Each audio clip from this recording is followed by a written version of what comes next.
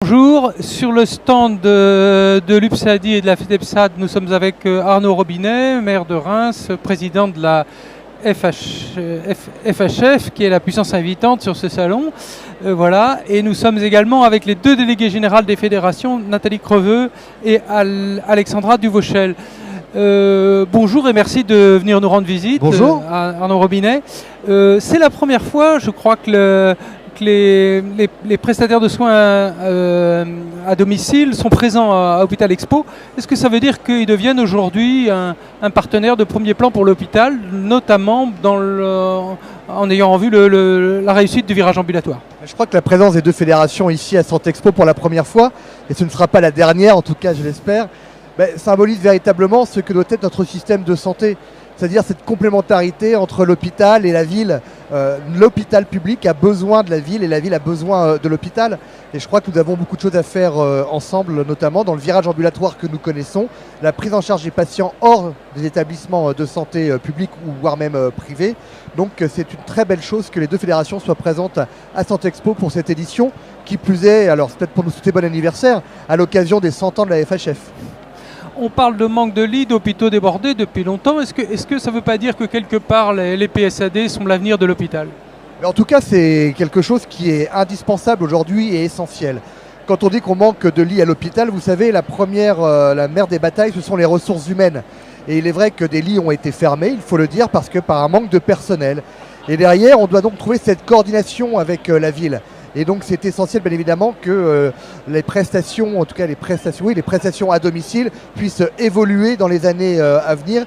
Et ils doivent jouer un rôle primordial dans la prise en charge des patients hors établissement de santé.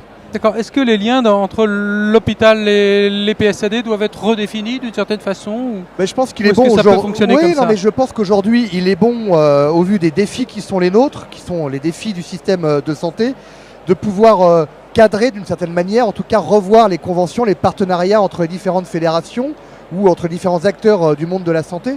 Parce que ce n'est pas en travaillant en silo qu'on va réussir à relever ces défis, c'est en travaillant tous ensemble.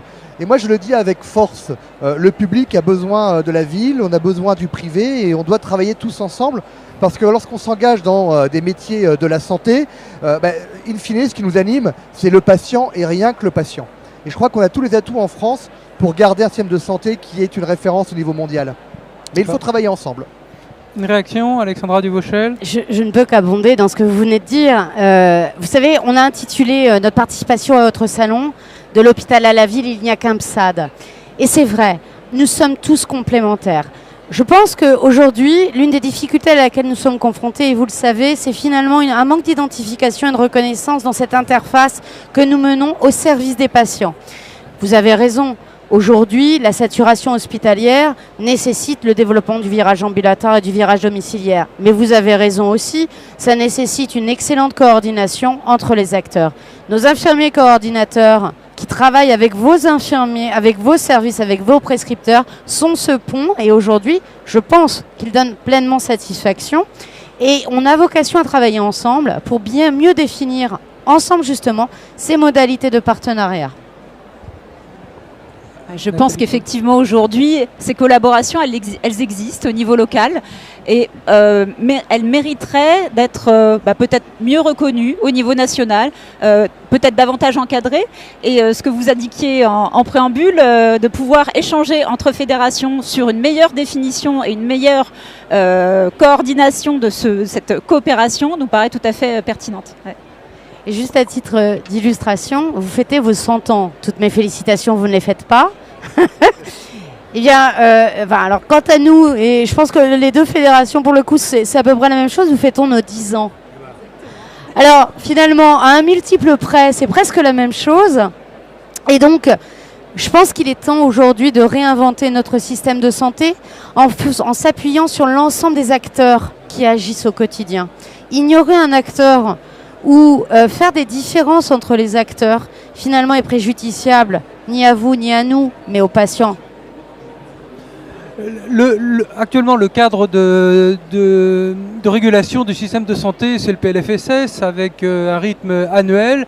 finalement, pensez-vous pas que ce rythme annuel est un peu étouffant pour l'hôpital comme pour d'autres activités comme celle des PSAD? Vous savez, c'est un des combats de la Fédération Pierre de France, c'est d'avoir une loi de programmation, comme il en existe une d'ailleurs pour la défense. Ouais. Le monde de la santé a besoin d'une visibilité sur le moyen et le long terme. Et il est vrai que chaque année, le PLFSS, à travers l'ONDAM, ne voit que la santé que par un prisme, on va dire, comptable. On a besoin d'aller au-delà. Et je le dis, on ne demande pas plus d'argent.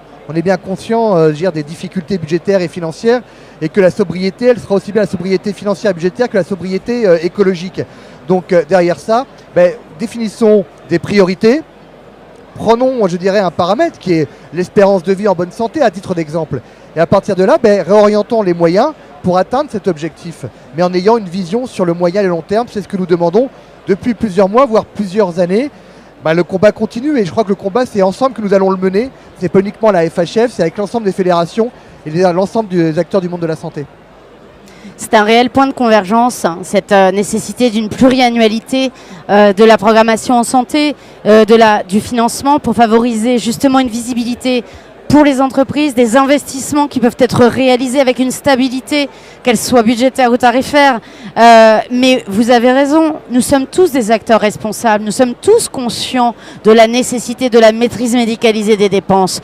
Et nous nous inscrivons dans cette dynamique, mais à la condition vraiment express, et vous le savez, vous le revendiquez vous-même, qu'elle soit co-construite. Aujourd'hui, on ne fait pas suffisamment confiance aux acteurs qui font pour pouvoir accompagner le gouvernement sur comment on apporte des économies structurelles et non pas conjoncturelles. Aujourd'hui, c'est vrai que sur un certain nombre de thérapies, le domicile est susceptible d'apporter des économies structurelles, mais à la condition aussi que l'hôpital ou les cliniques soient en capacité d'avoir des financements leur permettant de maintenir des activités de pointe et d'expertise. Et c'est là où, finalement, il y a un vrai manque de vision et où on peut le construire ensemble. Les prestataires de santé à domicile ont fait des propositions en ce sens pour une meilleure identification et un meilleur développement en complémentarité, pas en concurrence, mais toujours dans le même objectif, le service du patient. Nathalie Creveux, le mot de la fin. Effectivement, je pense qu'on pâtit tant la ville que l'hôpital de cette vision comptable de la santé en France et finalement de l'identification du patient comme un coût. Alors que, effectivement, accompagner davantage la prise en charge et avec une vision à plus long terme permettra de faire en sorte que la dépense publique soit beaucoup plus pérenne et soutenable. Merci beaucoup à tous. Merci Arnaud Robinet.